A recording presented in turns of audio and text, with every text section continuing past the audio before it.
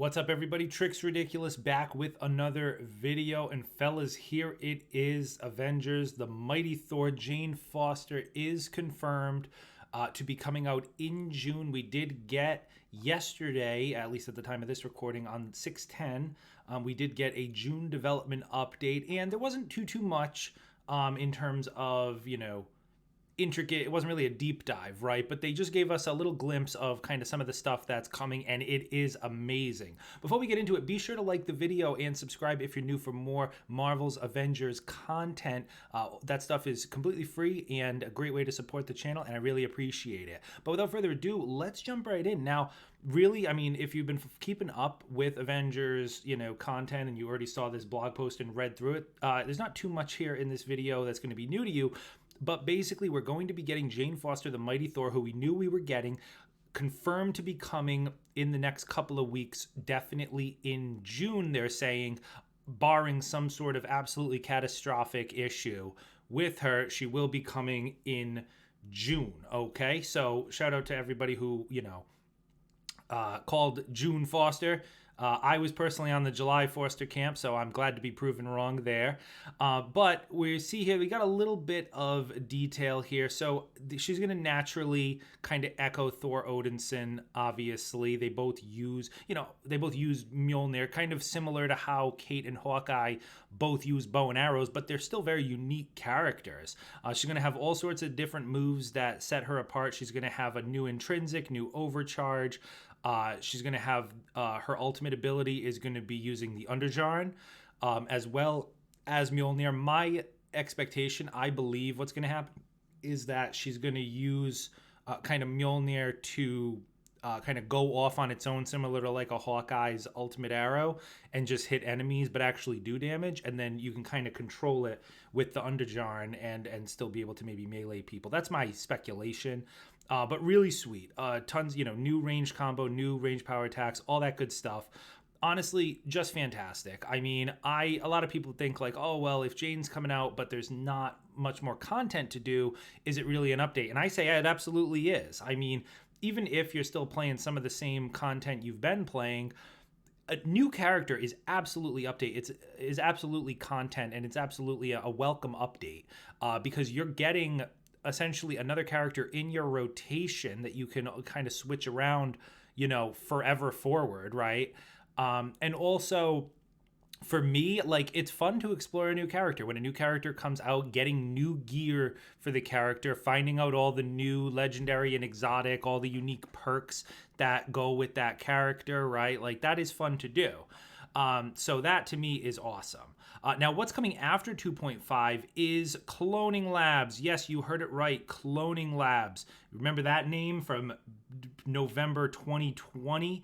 Well, it's finally coming. So they've already identified that the previous iteration of Cloning Labs was put on hold until they were kind of in a better spot. They realized that it was something that was promised a long time ago, and it's been reworked now. So it's actually going to feature MODOK after his defeat in the story, and then it'll kind of lead our heroes to the Cloning Lab, which will be an Omega level threat mission, not a raid, but still similar, to something like the Super Adaptoid OLT, but instead of Super Adaptoid, we'll be fighting a revitalized MODOK in the final fight.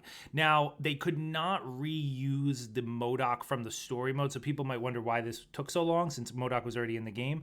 But that fight, if you remember, or if you replayed the campaign recently, it was kind of a story-driven fight, right? Like, it kind of funneled you into different characters. There was a point where you played as Captain America. There was a point where you played as Iron Man and destroyed his thrusters. There was a point where you played as Thor to get through his shield, right?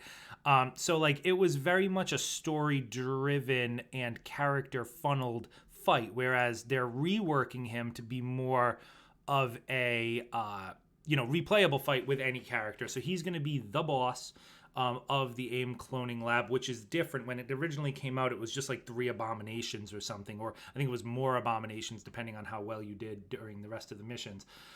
But should be sweet, and it's going to have its own, new rewards, high-powered gear, brand new exotic sets, right? So new gear for every character will be coming. So you'll have your Cloning Lab set, your Omega level set, your Raid set, and then all the other exotic sets. to throw on top of it. Really fantastic. And that's really all we got in terms of, an update here. But I just wanted to talk a little bit like big picture. This is fantastic, right? And as someone, obviously, I've lampooned and we've all memed on Avengers and on Crystal Dynamics for, being extremely slow with their content. And, I'm not going to, take any of that back because I think at the time it was said it was true.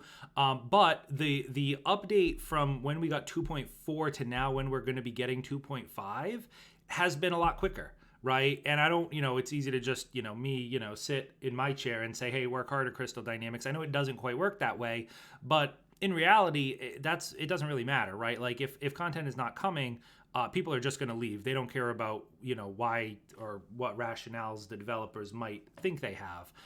But that is not happening. This is working now. So this was a very short turnaround between 2.4 and 2.5 to be able to get this out. And then on an even grander, kind of bigger picture scale, it sounds like they're really moving into more content updates, right? So going back to like Spider-Man, or even for non-PlayStation players, back to Black Panther, really since the Raid came out, everything we've gotten for Avengers has been quality of life, right? We got like the resource update, right? Then we got like the new player-friendly stuff, right? Then we got like the updates to get, the new path to power through the events, right? And like none of these things were bad. Like no one is saying that they were bad changes. They were just changes. They were more quality of life changes that didn't really, feed all players, right?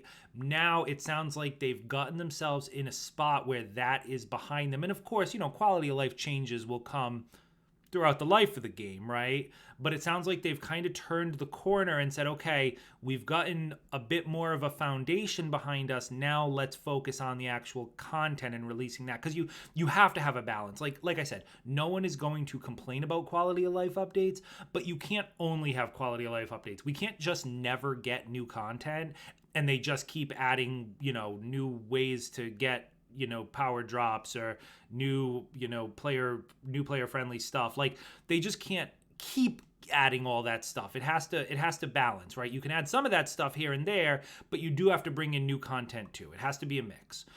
So it sounds like they're now onto the mixing side where it's going to be that content. So right now, just on the slate, Cloning Labs and Jane Foster, two amazing pieces of content that I'm super excited for. Cannot wait, and we're not going to have to wait very long.